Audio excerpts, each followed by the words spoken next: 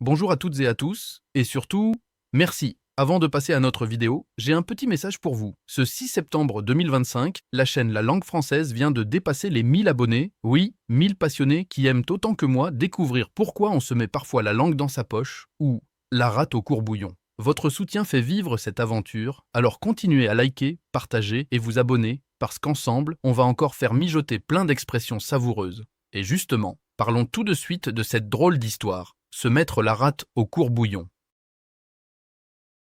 Vous est-il déjà arrivé de tellement stresser qu'on a l'impression que vos organes internes se plaignent? Eh bien, figurez-vous qu'en français, on a trouvé une façon très imagée de le dire. Se mettre la rate au courbouillon. Oui, vous avez bien entendu, la rate. Au courbouillon. Avouez que rien qu'en entendant cette expression, on se demande qui a bien pu inventer ça. Et surtout pourquoi avoir fait subir à ce pauvre organe un sort normalement réservé à une lotte ou à un crustacé. Restez avec moi, parce que dans cette vidéo, on va plonger dans l'histoire savoureuse, mais aussi un peu bizarre, de cette expression typiquement française. Et croyez-moi, vous allez adorer. Bienvenue sur La Langue Française, la chaîne qui décortique vos expressions préférées, leur origine et leurs usages, toujours avec une bonne dose d'humour. Si vous aimez apprendre en rigolant, alors abonnez-vous et activez la cloche, parce que ça, je vous le promets, ça ne vous mettra pas la rate au courbouillon. Alors, d'où ça vient? Pour commencer, la rate est un organe dont, soyons honnêtes, peu de gens connaissent la fonction exacte. On sait vaguement que ça filtre le sang, que ça participe au système immunitaire, mais dans l'imaginaire collectif, c'est plutôt un organe mystérieux, comme la pièce oubliée d'un puzzle. Pourtant, depuis des siècles, on associe la rate aux émotions. Au Moyen-Âge, on pensait même que c'était elle qui produisait la mélancolie. Oui, rien que ça. Alors forcément, quand vous êtes stressé ou inquiet, on dit que vous vous mettez la rate au courbouillon. Mais pourquoi le courbouillon? Bonne question. Imaginez votre rate plongée dans une casserole d'eau qui frémit, assaisonnée de carottes, d'oignons et de thym. Forcément, ce n'est pas très confortable.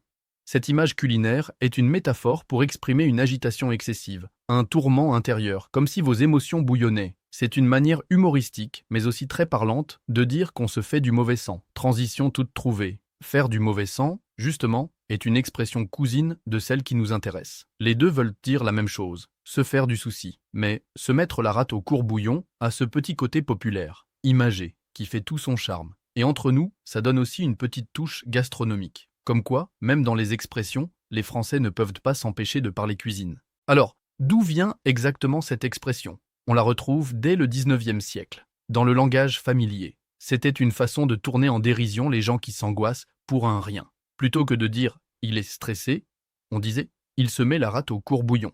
L'idée, c'était un peu de moquer cette tendance à dramatiser. Parce que oui, dans le fond, ça ne sert pas à grand-chose de se mettre dans des états pareils. D'ailleurs, petit conseil de vocabulaire pratique. Si vous voulez briller dans une conversation, lâchez cette expression à la place d'un banal « je stresse ». Exemple, demain j'ai un entretien, je me mets la rate au courbouillon. Succès garanti, enfin, succès linguistique, parce que pour l'entretien, ça dépendra de vous.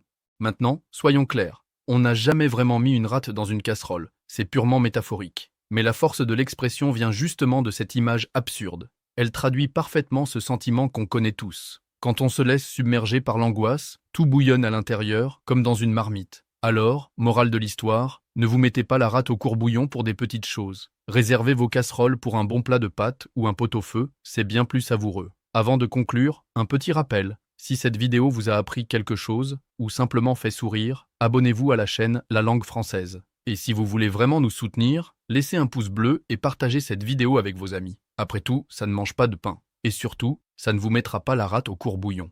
Voilà, vous savez désormais tout sur cette drôle d'expression. Et souvenez-vous, la langue française, c'est un vrai festin d'images et d'histoires, alors autant en profiter. À très bientôt pour une nouvelle exploration des mots et des expressions qui pimentent notre quotidien.